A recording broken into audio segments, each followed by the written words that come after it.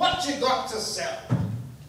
Who's the worse for the loss of a few things like these? Not a dead man, I suppose. No, indeed. If he'd wanted to keep him after he was dead, the wicked old screw, why wasn't he natural in his lifetime? Mrs. Dover! Well, if he had been, he'd have had somebody to look after him when he was struck with death, instead of lying there, gasping out his last, alone by himself.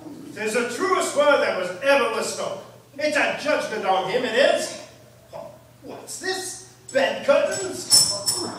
Yes, bed curtains.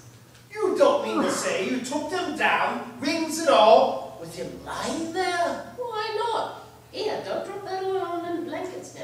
His blankets, too? And this fine shirt. It's the best he had. He'd have wasted it by dressing him up. If it hadn't been for me.